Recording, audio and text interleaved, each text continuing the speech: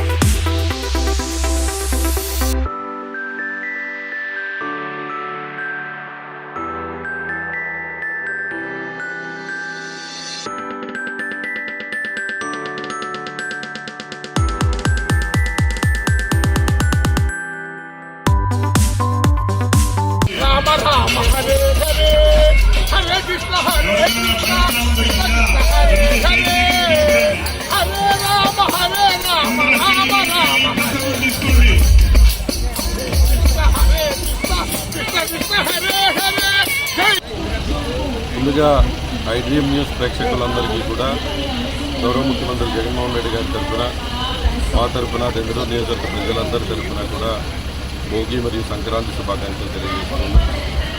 నిజమైన సంక్రాంతి కలబోస్తే ఏ విధంగా ఉంటుందనేది ఈరోజు మనం నెల్లూరు నియోజకవర్గంలో చూస్తున్నాం. విరియారంభాలు చూస్తే చక్కటి భోగి మంటలు, హరిదాసు కీర్తనలు, పిల్లలకి భోగి పువ్వులు పోయటం కానీ, అదేవిధంగా ఈరోజు మనం చూస్తే అక్కడ కోలాటాలు, నృత్యాలు, ఈరోజు అన్ని రకాలుగా కూడా ఈరోజు పిండి వంటలన్నీ కూడా ప్రదర్శిస్తున్నాం. ఇక్కడ అన్ని డిపార్ట్మెంట్స్ వారు అన్నీ కూడా ఇక్కడ వాళ్ళ స్టాల్స్ అన్నీ కూడా ప్రదర్శించారు.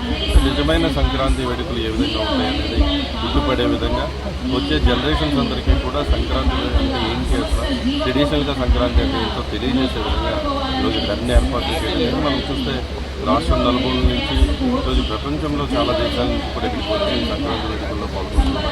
అందరికీ కూడా మరొకసారి సంక్రాంతి శుభాకాంక్షలు తెలియజేస్తున్నారు. ఈరోజు ఇప్పటికే హైదరాబాద్ మొత్తం ఖాళీ అయ్యి గోదావరి జిల్లాలో వచ్చేవాళ్ళు చెప్తున్నారు. మరింతగా రండి, తప్పకుండా ఈ 3 రోజులు అందరూ కలిసికట్టుగా కుటుంబంగా సంక్రాంతి వేడుకలు జరుపుకోవడం.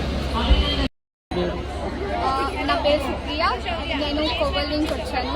ఇక్కడ బెంగళూరులో జరుగుతున్నానని తెలిసి ఇక్కడ చాలా బాగా చేశారు. డ్యాన్స్ కూడా బాగా చేశారు. ఈ పోయిటరీ అయితే నా అంతటేనే చేశాను. సో నాకు చాలా బాగా నచ్చింది. ఇక్కడ ముగ్గురు కానీ భోగి మంట కానీ చాలా బాగుంది.